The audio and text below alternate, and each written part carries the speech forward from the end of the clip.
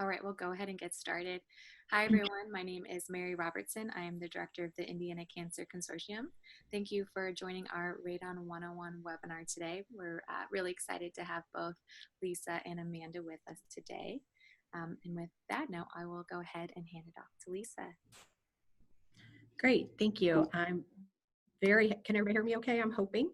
I'm very happy to be here to be able to present on this topic. It's been kind of a mission of mine for quite a while to make sure radon made it into the Cancer Consortium's discussion. And so I'm very pleased to see the direction it's going. What I'd like to do is today just kind of give you a brief introduction to radon and some resources moving forward. It's a very quick snapshot in about 30 minutes.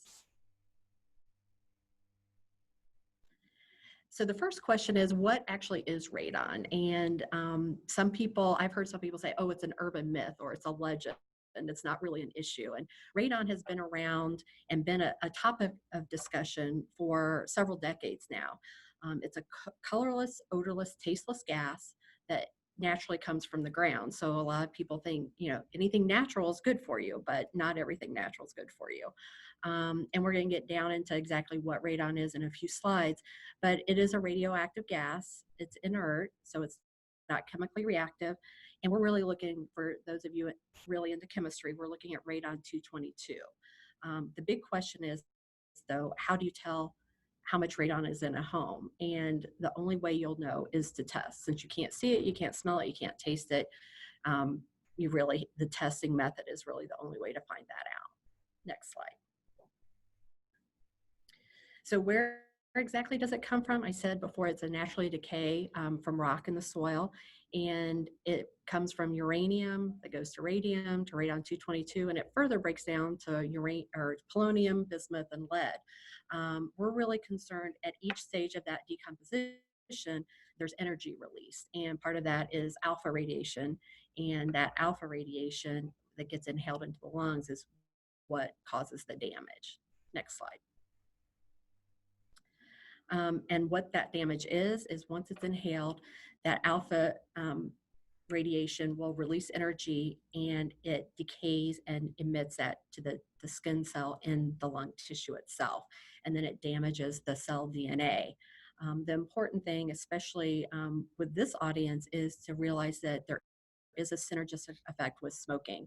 So it's not just an additive property, it is synergistic. So for those, since our state has such a high rate of smoking, when we look at the radon levels in addition to the smoking rates, that just greatly increases our chances of lung cancer. As far as what levels are safe or unsafe, that's a question I get asked a lot. And the answer is there is no known safe level of radon, but there are average levels and there are action levels. And just walking around outside, their outdoor radon levels are about 0.4 to 0.6, and the unit of measurement is called picocuries per liter. So a lot of people see that PCI and want to know how to pronounce it. It's picocuries per liter. Average indoor levels nationwide is about 1.3 picocuries, and the action level that EPA has set is 4.0. And we'll get into that a little bit more in a couple slides as well. But through the years, I've been doing this almost 3 decades now, that the levels have been modified. So they say between 2 and 4, you may want to take steps to reduce your levels. And the reason for that is these levels are not health-based standard. It's really technology-based, and how well can we get the levels down? How low can we get the levels down based on technology? We're dealing with radiation, so it's kind of like if you use the example of sun exposure, there's no safe level. Some people will react at if you're predisposed, if you have lighter skin, that sort of thing.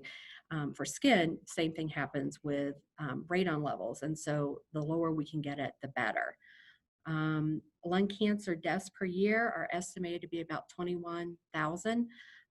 There's a huge range there, 8,000 to 45,000. The problem is you can't do an autopsy on a person and say they died from radon exposure.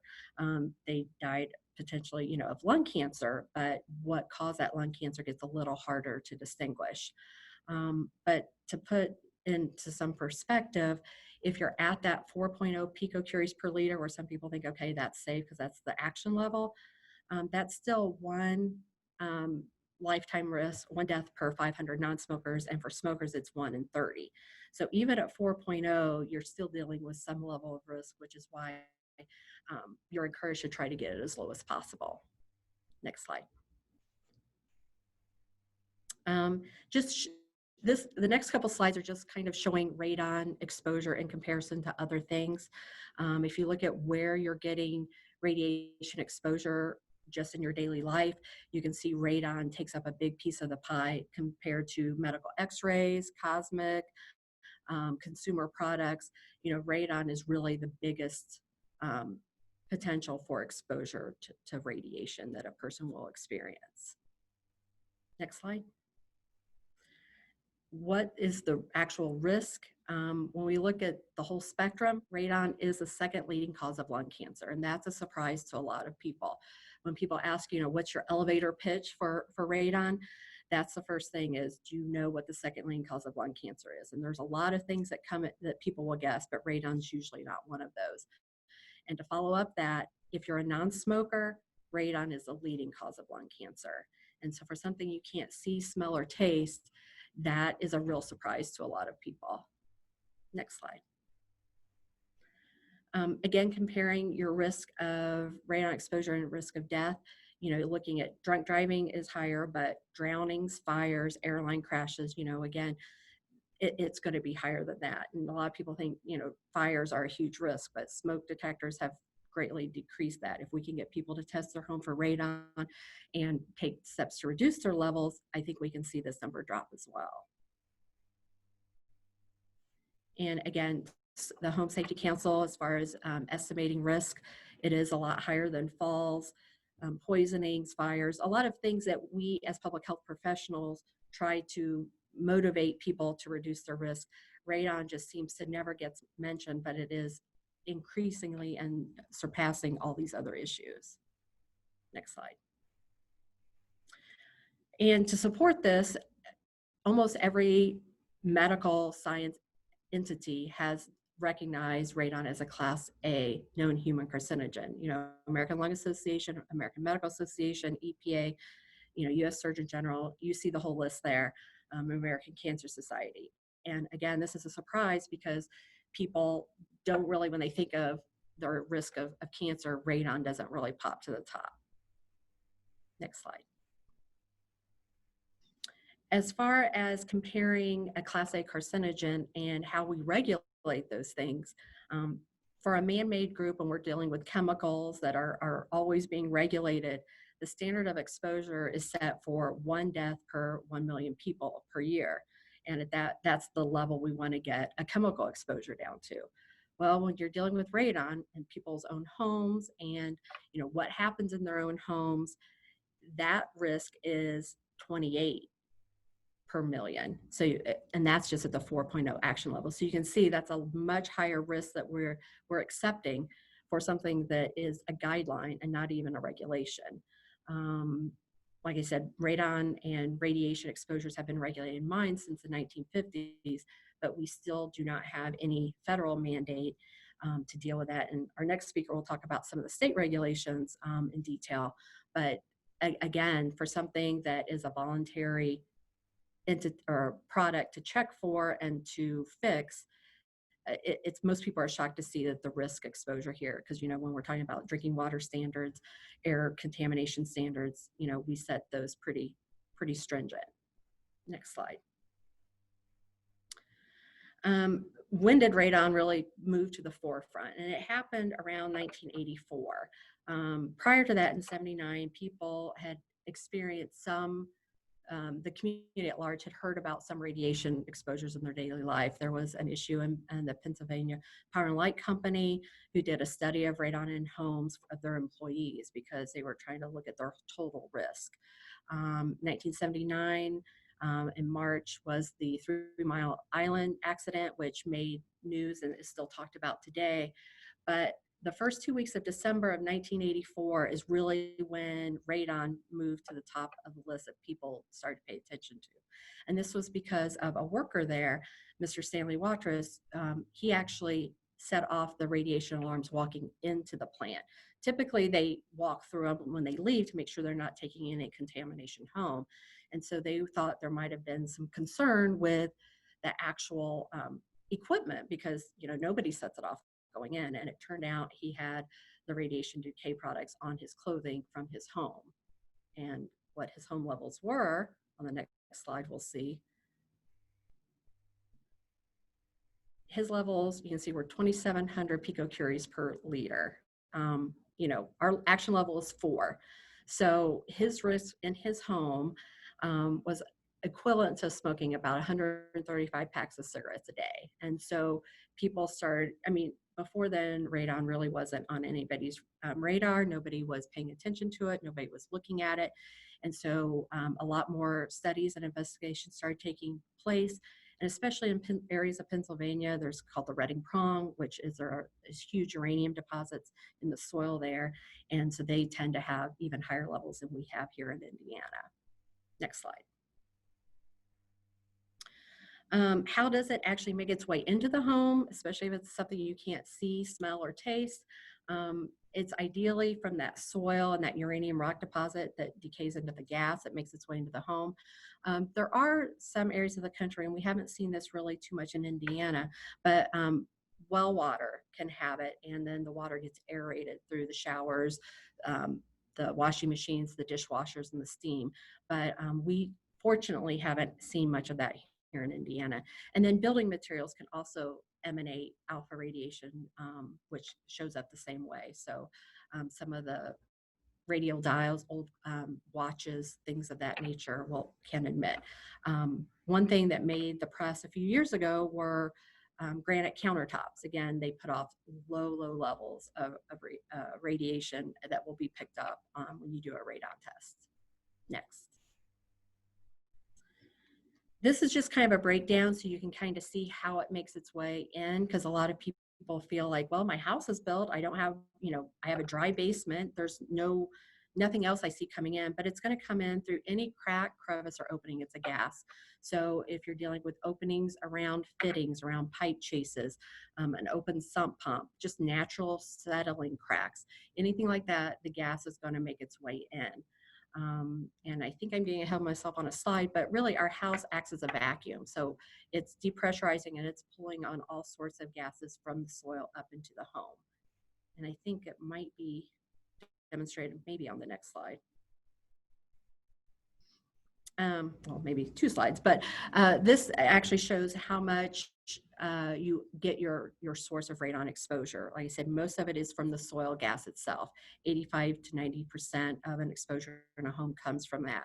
1 to 4% is diffusion, just naturally making its way through, for, again, relying on some of your science.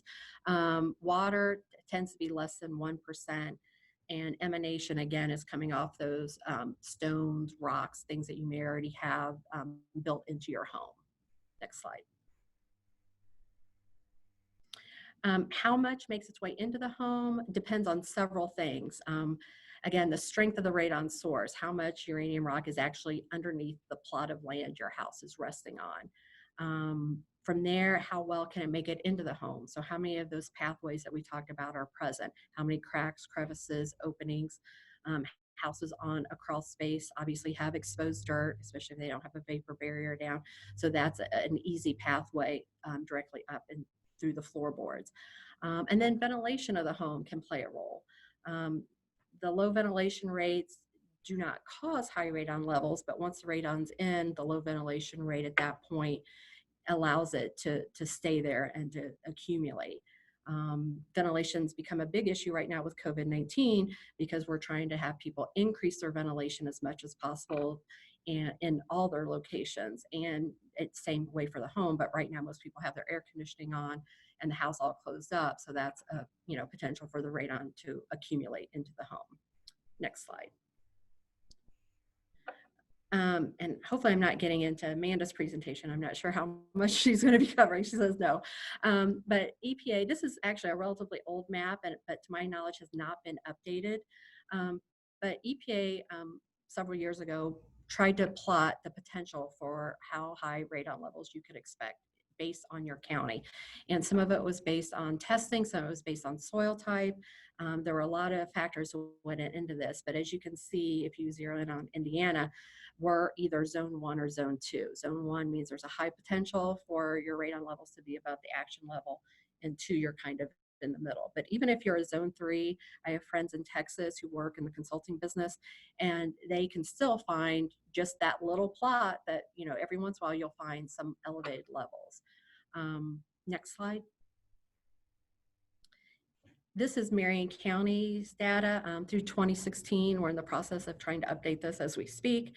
But the pink dots are levels that have come back above 4.0 for testing that we've done ourselves. Again, not necessarily all the testing done in the county, but the testing done by the county health department. And you can see there's some areas where we haven't done much testing at all. The greens are below 4. But if you go up that Meridian Street corridor there and up, follow kind of the creek beds, whether it's Fall Creek or White River, you'll see that we seem to be having more elevations there. Again, dealing with soil type deposits. But I can tell you, I've tested houses directly next door to each other, same floor plan, same layout, same everything, same builder. And one house tested in the 7 range and the other one tested in the 3 range. And again, the neighbors were shocked because, again, their houses appeared to be identical. Next slide. And some people always ask, well, if you know it's coming from the soil before you build a house, why don't you test the soil to find out? And this was a study that was done, and if you, it's like a floor plan of a house, and you can see there, all those different dots are soil level samples and levels that they dug holes, did some sampling. And you see one level comes in at about 111, another one comes in at 77,000 or 89,000. And again, it really depends on how that house is pressurized, or more importantly, depressurized, and where is it sucking the air from. So if the way the wind blows and it pulls a lot of the air toward the house from the 111, probably not much is making it inside. However, if it's pulling from the really high end, then more radon gases are going to get pulled into the home.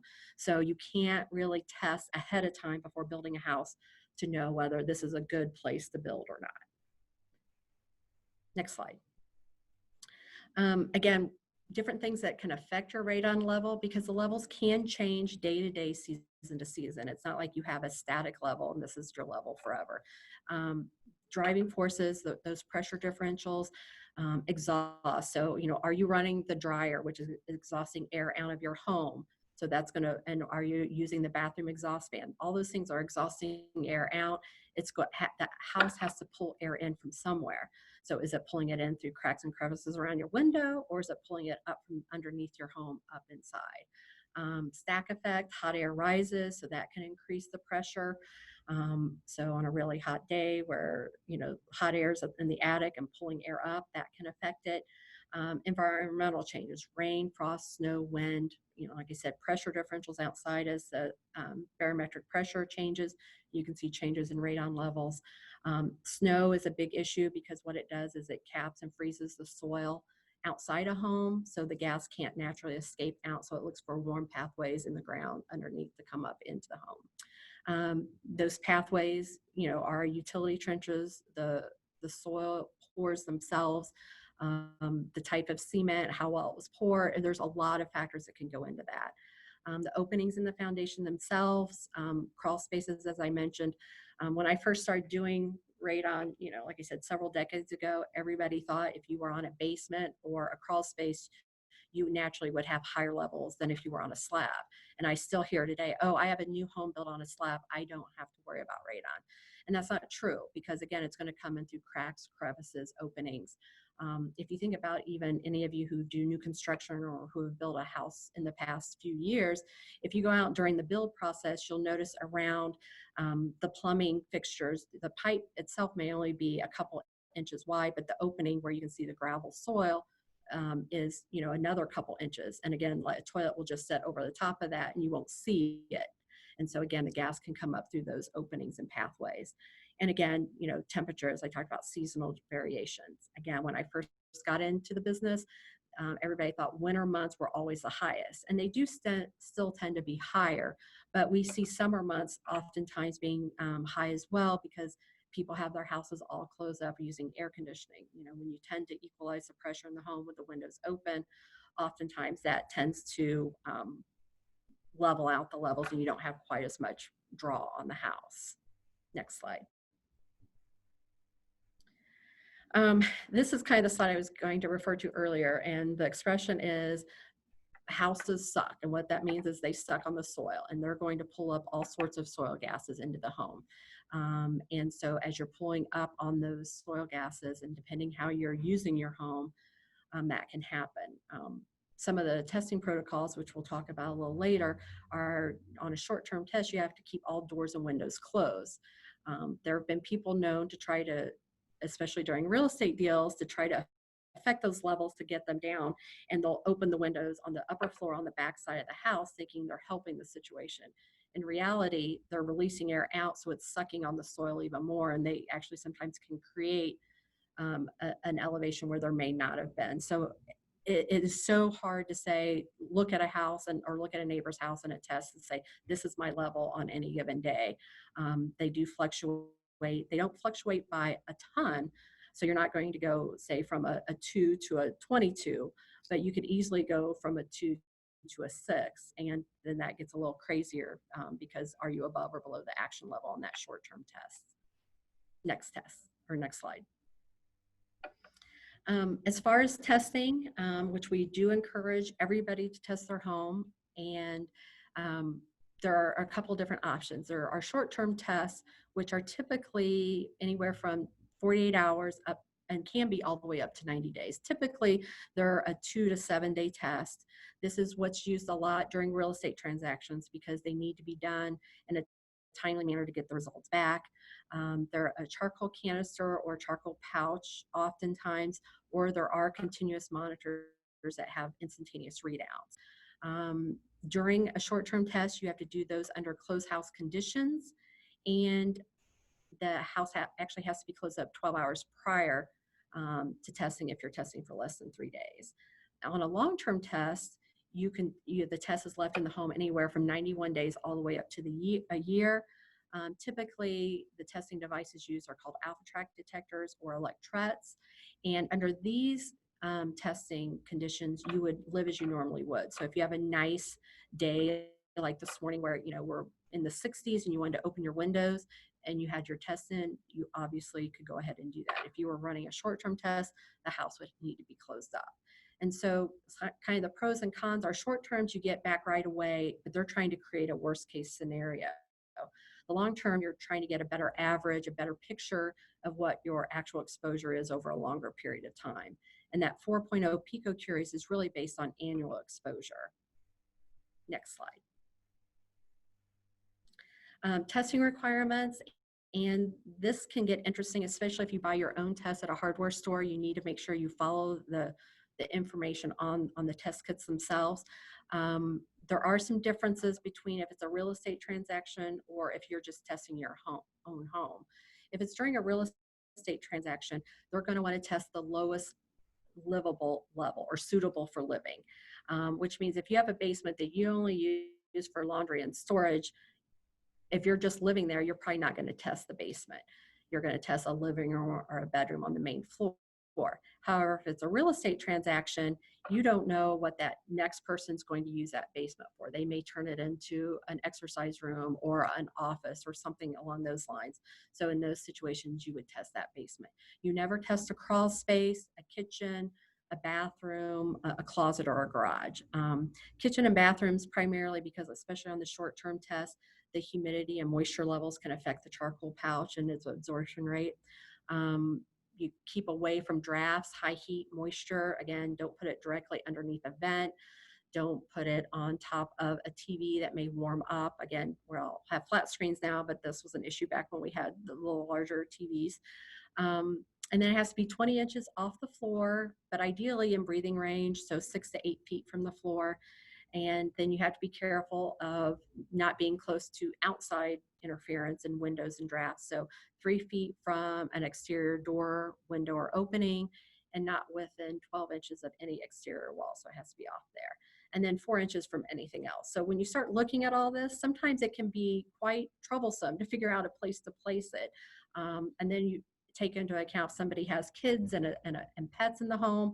You know, if you just set it on a coffee table, it may not stay there very long. So sometimes selecting the testing location can be a challenge. Next slide. If your levels are high, what do you do? And most often what's going to be used is called an active soil depressurization system. And in plain English, what this means is you're going to suck the air from underneath the foundation and vent it to the outside. So you're actually pulling the radon gas and venting it to the outside. But equally important, you're flipping those pressure differentials in the house. So now instead of the house sucking on the soil air, now the soil slightly pulls down on the air in the home.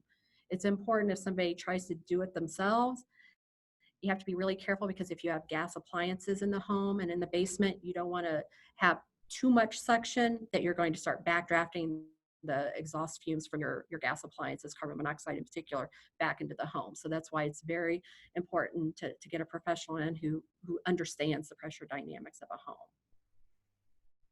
Next slide.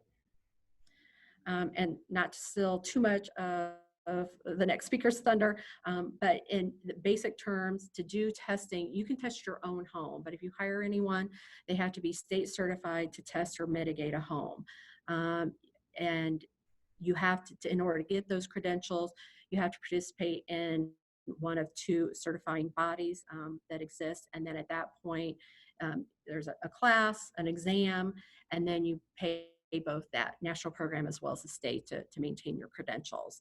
There are continuing education credits that are required, and anybody doing primary testing, which is really an instantaneous monitor, or the labs, they have to submit those test results annually to the state. And I don't know, there's some state changes coming up, so I don't know if that's one or not, but we'll wait to see for the next speaker. Next slide. I wanted to throw this slide in. It was kind of new, but for those of you who are actually looking at building a home, we really would like, and I don't know in the state plan, cancer control plan, if this is an objective or not moving forward, I know they're working on things, is that you can build a home to be radon resistant. And there are appendices in the National Building Code or International Building Code for this. However, the state of Indiana to date has not adopted that appendix. And again, there's a whole slew of reasons why, but at least if we can get the information out and let people voluntarily choose to build their home this way, it would be desirable. Because right now, with every home built, we're kind of fighting an uphill battle. We're playing catch up over and over again. If we could get new construction to do this, we could at least be on a level playing field. But really what you do is, and it doesn't add that much cost to the cost of construction, a few $100s. And in the scope of a new home, that's very minimal. We spend more than that on doorknobs or handles for our cabinets. So really it's making sure that it's kind of 5 components, that you have a permeable layer underneath the foundation of the home. You have an actual vapor barrier or plastic sheeting down. You run the vent pipe that you would do on a mitigation system. You seal and caulk every opening, which a lot of times doesn't happen. And then in the attic space, you install an electrical junction box. And then once the home is built, you test the home, see what the radon levels are. If they're fine, good.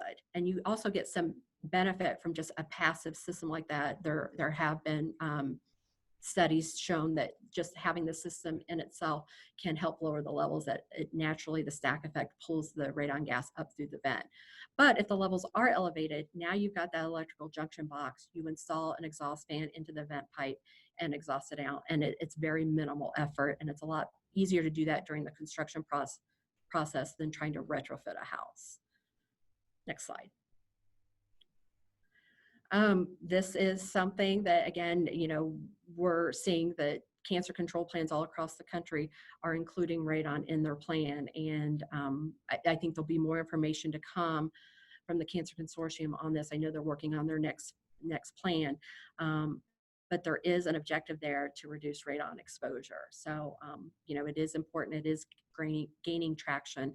And I think we need to make sure this keeps moving forward. Next slide. These are just some resources for you. The EPA has lots and lots of publications. There's information on, the information to give your builder about how to build your home radon resistant, information about testing, radon information for real estate transaction and guidance.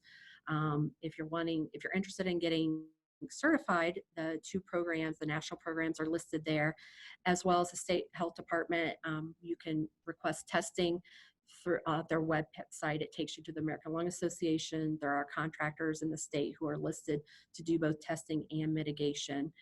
And finally, I think we're getting very close to the end, which is good because I think I'm past my time. If you live here in Marion County, we actually do offer free radon testing. Currently, we have both the short-term and long-term in stock. We do not get involved in real estate transactions for a lot of reasons, but one, we don't want to compete with the private industry. 2, we can't guarantee that somebody's not tampering with it. We don't do the tamper resistant techniques. So, it just alleviates a lot of confusion if we don't get involved in those sorts of transactions. And to do that, on the next slide, you can contact me directly at either of my phone numbers. 317-221-2170 is my direct line number.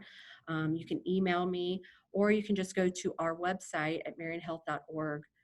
Actually /radon will take you directly there, and you can fill out online form and we'll get an email directly with your request. So I don't know if we're taking questions at the very end or now, but I think that concludes my presentation.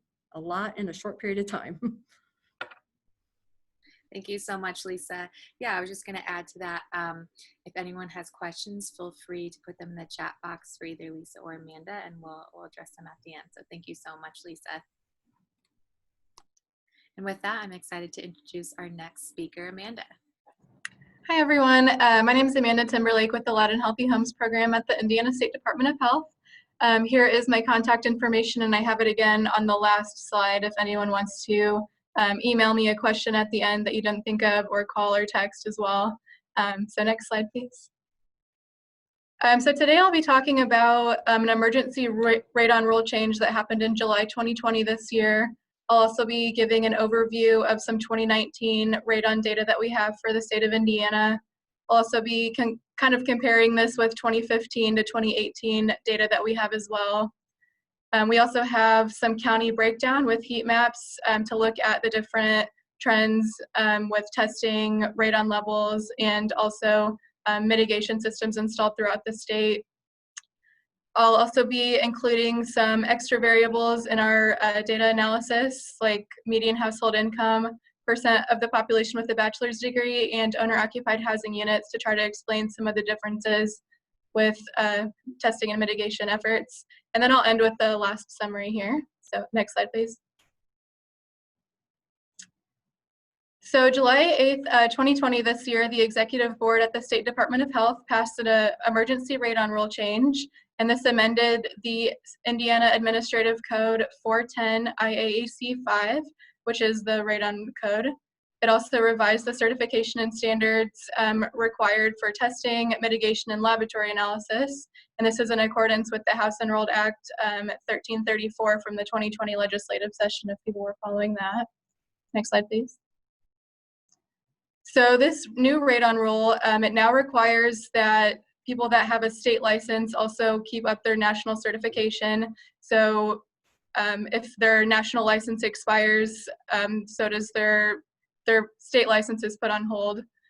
It also changed the term length of the state license. So rather than all licenses universally expiring on December 31st, it's now exactly 2 years from when you got the license. So if you got your license on July 9th this year, it'll expire July 9th, 2022, rather than on December 31st. The new emergency radon rule change also said that self-testing can only be conducted on properties an owner occupies. It says that testing and mitigation done for research purposes must be approved by the State Department of Health. And then by far the biggest change is that the 1993 EPA radon standards are now updated with the most current RRNC radon standards, which is what the EPA actually recommends anyway. So it updated stuff that was 27 years old to more of the best practices now. And now our standards will continuously change with the RRNC standards. So next slide, please. So to get into the Indiana radon data portion of this, I'll kind of talk about how we actually get the data.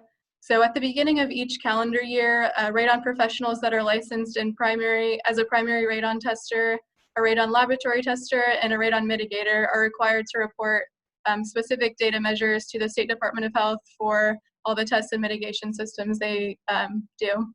So the data that is reported to us for the measurement professionals, it includes their name, company, and license number, the address and the county for the location they did the testing at, also the type of test they did, the location that they did the test at, the results in picocuries per liter, the property type, such as like single family, multifamily, school, whatever they did, calibration date, and the serial number.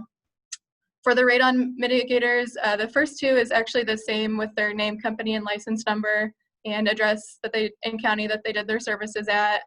They're also required to report the mitigation type that they installed and also the property type, which we kind of went through. So next slide, please.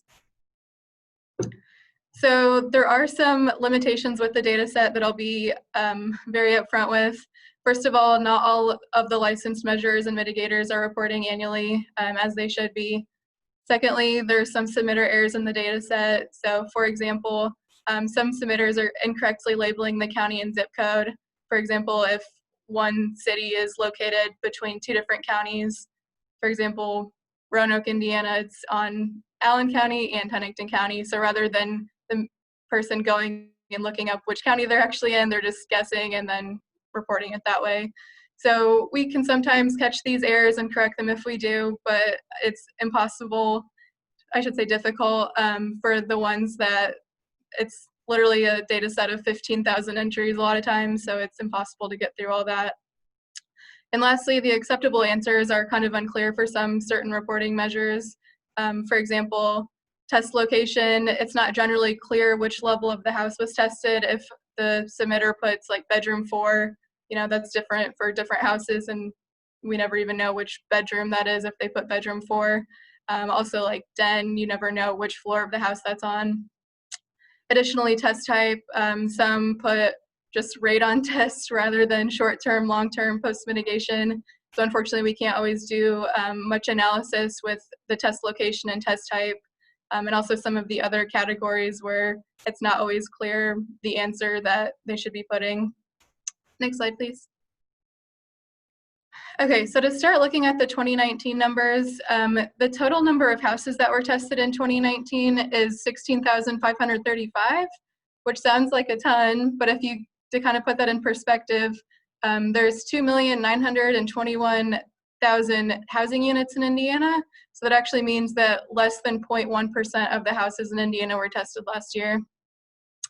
4,892 of those 16,000 homes were reported greater or equal to the EPA action level of 4.0 picocuries per liter. So that's about 30%. 1,587 mitigation systems were installed in 2019. Of those 1,500 mitigation systems, only 633 were actually installed in homes that tested above the action level in 2019 as well. So what this is suggesting is there's a bit of a time gap between when houses are getting tested and when they're getting a mitigation system installed. And I'll talk about that in a little bit more in more detail. So yeah, only 12.94% of homes that tested above 4 in 2019 also had a mitigation system installed. Next slide, please. To put this in perspective with the 2015 to 2018 numbers, we can kind of see a general trend here of about 18,000 homes or so getting tested each year. You'll notice some years are a little less and some are a little more. You'll notice that 2018, there's a big jump in numbers, and I'll talk about that here. So the Indiana State Department of Health did a major enforcement action with contractors who were not reporting in 2018, where we said, we're going to put your license on hold until we get your numbers. So that obviously got a lot of people to report in 2018 versus some of the other years where they weren't reporting. And this kind of can show you exactly how many people aren't reporting each year. There's a pretty big jump with 23,000 versus like 18,000, the average for the rest of them. So that's quite a few people not reporting. Additionally, the homes that test with the result above 4, we see a general trend of about 5,000 or so each year. And again, that percentage, about 30 to 35% each year, are reporting above that 4.0 action level. And I also want to clarify, these are unique homes tested, not necessarily the total number of tests. So some homes do confirmatory tests if they do get a level above 4. They obviously want a second opinion or a second test done before they make that decision to do mitigation. Also, some homes test multiple rooms. They might want to test their living room and their bedroom, and their den, whatever. And so for those kind of homes that do the multiple tests, we do an average and report that as one home with just the average of that. So next slide, please. Okay, so next I'll be comparing some of the mitigation data with that from 2015 to 2018. You'll see on average, we're looking at about 2,000 homes get a mitigation system installed every year. There is some data missing for 2017. I'm still processing some of that and locating a complete data set for that. So I apologize that you won't see the 2017 numbers there, but I'm guessing we can probably expect about a similar numbers given that the measurements were also similar. So we'll probably expect about 2,000 for the 2017, just to kind of keep in line with the averages.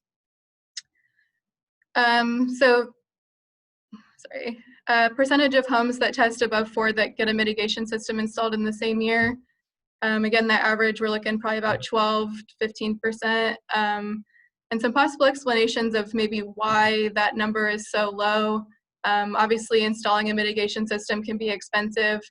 Typically, they're ranging from $500 up to $2,000. So a lot of families don't just have disposable income of, a couple $100s to a few thousand to just spend on a mitigation system. Additionally, there's a possible lack of urgency. Like Lisa said, a lot of the health effects are more long-term and not something you're going to notice right away, which probably causes people to not act as quickly.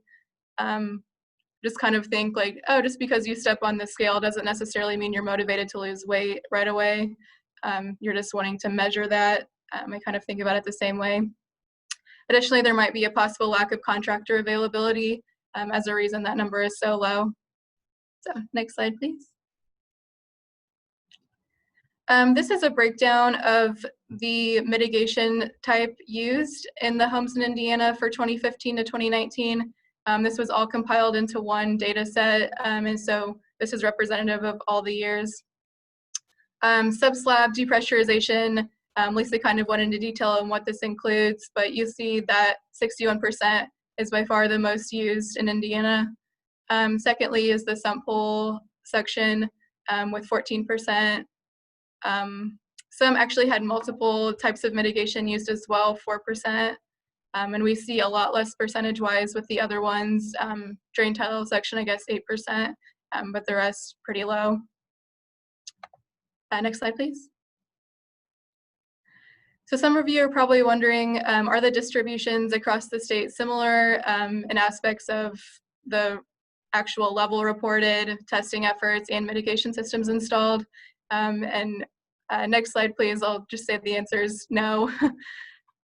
So for average radon levels for homes tested in 2018, I do apologize, this map and the rest of the maps are an extra year old. We've been pretty involved with the COVID response. We're a little slow at getting these updated this year. So the green counties here actually have an average level less than the action level. That's not to say that all homes in that county are actually, less than 4. but that's the average. All of the yellow, orange, and red counties here had a average level above the action level of 4.0, and the red counties actually had an average above 12 picocuries per liter or more. So it can be a big difference. And then we'll talk about testing on the next slide, please. This is the total number of homes tested for radon in 2018, and a lot of you are probably thinking, oh, this has a lot to do with population, and yes, it does. So I'll just spend a couple minutes on this one. We'll see that Marion County, Hamilton County, Allen, and St. Joe all had 1,000 or more tests reported for their counties, and some actually had less than 300, which is actually most counties. All the green ones had less than 300 homes tested in 2018. And I'll put this in perspective with population on the next slide, please. So this actually is the number of homes tested per 10,000 people population in the county. So we'll see the shift is a little different. Boone, Hamilton, Monroe, St. Joe, Kosciuszko all had 58.5 or more homes tested per 10,000 people. And the green counties had less than 15. So it's a bit different when population is taken into account, excuse me. We can go to the next slide, please. So this one is the total number of mitigation systems installed per county. Again, this one does not take population into account, so we'll just look at this one for just a second. Marion County, Hamilton, Tippecanoe, Allen, St. Joe, Elkhart, and down south, they had 100 or more installed per mitigation systems installed in their county in 2018, where the green ones actually had less than 10. And we can go to the next slide, please. This one takes population into account, so it's the total number of radon mitigation systems installed per 10,000 population. So this changes it a little bit again, where when looking at population-wise, like Marion County goes down a little bit. Boone, Hamilton, St. Joe, Elkhart, and the few down south there, they have a lot when population's taken into account. And then the green ones, it's actually less than 2 per 10,000 people in their population have a mitigation system installed. Next slide, please. So some of you might be thinking, why do some counties have more testing and mitigation systems installed than others? I'll attempt to try to answer this question by including some extra variables in an analysis we did. Next slide, please. So we took into account median household income, median housing value, percent of the population with the high school diploma, percent with the bachelor's degree, owner-occupied housing units, renter-occupied housing units, labor force, all these variables when trying to look at why we're seeing a difference in counties with testing and mitigation efforts. So next slide, please. Okay, so don't get too boggled by this slide. This is just to show which variables I tried to include in our analysis and how I chose those to include in a multiple linear regression model. So we'll see there's a lot of correlation with the number of locations tested per capita and the owner-occupied housing units, percent with the bachelor's degree, and locations tested per capita, and median household income and locations tested per capita. So this is kind of how I started looking to include which variables in my multiple linear regression model. So on the next slide, please. Here I just did some trend lines to show how different variables, I guess, relate with the homes tested per capita. So we can see here the bigger graph, percentage of the population with a bachelor's degree or higher on the bottom, and homes tested per capita on the y-axis here. We can see a pretty nice trend line with a lot of the counties matching up pretty closely as that goes up and down. Same with median household income on the bottom of the smaller graphs here. We can see a pretty nice trend line as we look at the homes tested per capita. Owner-occupied housing units is a little different. It's a bit more of a random scatter. but we'll still see it statistically significant in looking at this analysis. So next slide, please. Here I built a multiple linear regression model and included all of these variables into a model together to see how much variability could be explained with the difference in testing per counties. We can actually see that 76% of the variability that we saw on the graph, sorry, on the map that had the different colors for the counties, 76% of that variability can actually be explained with these three variables. So median household income, percentage of the population with a bachelor's degree, and number of owner-occupied housing units are all statistically significant predictors for number of homes tested per capita for 2018 for that 0.05 p-value that we typically use for statistically significant. So next slide, please. Sorry, I should have pointed out, you can also kind of see the suggested order of importance for predictors. Percentage of the population with a bachelor's degree, actually the strongest predictor of number of homes getting tested per capita. Second, median household income, and 3, number of owner-occupied housing units. I think this is important because as public health professionals, we're trying to always look at maybe interventions, how to design interventions and ways to make them effective. So by seeing that education is more important necessarily than income, it kind of gives a little hope as public health professionals too. We can always educate the public on, radon and doing testing and doing mitigation. We can't always throw money at people, and this is suggesting that's actually more important than income alone. So I think that's reassuring. Next slide, please. Next, I tried to do a multiple linear regression model with the mitigation systems installed per capita as well. So again, this is just looking at correlations right off the bat with some of the variables. We see the same 3 variables sticking out as most important. So again, that's owner-occupied housing units, percent of the population with a bachelor's degree, and median household income in the county. You can also see there's a high correlation with the locations tested per capita, which makes complete sense because obviously you're going to get the homes with the mitigation systems installed are the ones that had testing done. So next slide, please. So the first linear regression model I built actually included locations tested per capita. You can see that this kind of made the other ones not statistically significant.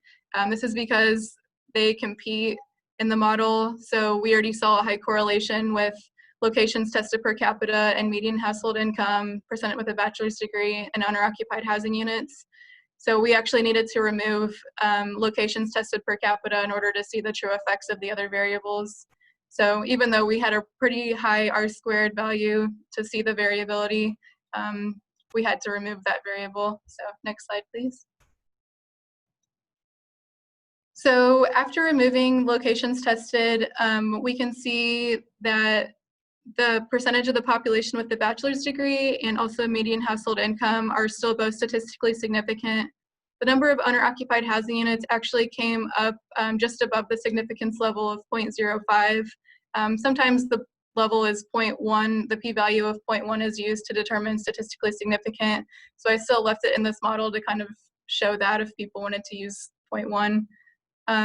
So to conclude this part, 42% of the variability in the number of mitigation systems installed per capita for the counties can actually be accounted with these 3 variables again. So next slide, please. Okay, I'll just kind of wrap up with the concluding summary here for some takeaway points. So we did have a radon rule change in July this year, so we're now using the RRNC standards for measurement and mitigation instead of the EPA standards. On average, about 18,000 homes are tested for radon in Indiana per year. Roughly about 30 to 35% of those homes come up above the 4.0 action level. And roughly about 2,000 mitigation systems are installed in Indiana per year.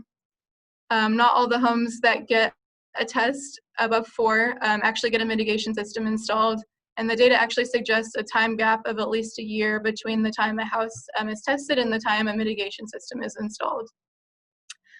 Testing and mitigation definitely differ per county in Indiana. Some variables contributing to these differences: percentage of the population with a bachelor's degree, median household income for the county, and the number of owner-occupied housing units in the county. Next slide, please. All right, that concludes my presentation. If anyone has any questions, I think we can answer some now. If not, feel free to email me or call or text as well. My information is on the site here, so thank you. Thank you so much, Amanda. I actually had a few questions that were messaged to me for both Lisa and Amanda, but the first one is for Amanda. So the first question was, did they look at how much testing was tied to real estate transactions, and would also suggest linking to the owner-occupied increased testing? So we actually don't get reported numbers that specifically say they're for real estate and not for real estate. So it's kind of impossible to include that in analysis. That's not one of the measures that's reported to us. So unfortunately, we can't do that part. What was the second question? I'm so sorry. Oh, no problem. Sorry, let me pull it up. It's good. Would also suggest link to the owner-occupied increase in testing. That was my question. Just to clarify, I was Okay, just sorry. wondering if it was during real estate. Obviously, real estate transactions are owner-occupied properties usually, so therefore we're seeing more owner-occupied testing because it's more connected to real estate. That was what I was wondering. Gotcha. Yeah, again, I'm not sure. We don't specifically see how much testing is related to real estate transactions. I just kind of think too, like, you're probably going to take care of your own home better than one that you might be renting out to somebody. So I kind of think about maybe they're just not always taking the renter's best interests at heart to test for that. So that might also, I don't know, it's hard to say. Thanks. This next question's for either of you that have thoughts. So just to clarify, radon testing isn't required during real estate sales. And if that's true, then why not? And do you think that might change in the future at any time? Well, I can take part of that. It's my understanding that it's not required. However, there is a disclosure form when you do a real estate transaction. The problem is, in my opinion, the disclosure form itself, because it groups radon in with any other hazard like PCBs, asbestos. It's like, do you know if you have radon, or do you have these hazards in your home? Yes, no, I don't know. Well, a lot of people check no, but they've never tested. So in reality, they should be checking I don't know. But I just don't think the form's very useful. And I think that would take some sort of legislative change to require that. And again, I don't see that in the near future, but there's always hope. I don't have any insights on whether that might be required, so I'm sorry. Thank you. And then the last one that I had messaged to me is for those that don't live in Marion County and have access to free testing, do you know how much testing is for other people? Or I think, Lisa, you mentioned the hardware store, how much those approximately cost? Well, I think the State Health Department on their website has a link to the American Lung Association, and they have testing there. And I apologize, I don't know the cost. I believe it's under $20. It's 15. It's 15. Okay. For a short-term test, yeah. Hardware stores are very similar. The state also has listings of licensed testers. So in your county, if you want to make sure you have somebody who knows how to do it properly, or if you want more of a continuous monitor test, which you can't get yourself, and they can actually give you an hour-by-hour printout. So sometimes that's useful. So for instance, if you have all your elevations are in the middle of the day, well, pre-COVID, middle of the day when nobody's home, that's really not as concerning as if the elevations, if they're cycling that much in the evening when you're there sleeping. So the continuous monitors can give you added detailed information. It's just, it costs more, and it, it's not as easily available. Great, thank you so much. Well, those are all the questions I have, but again, feel free to follow up with myself or Amanda or Lisa if there are any more questions. And thank you so much, Lisa and Amanda, for presenting today. And for those that are still here, if you have a chance to fill out our quick survey evaluation of the webinar, we would greatly appreciate it. So thank you all so much. Thank you. Thank you.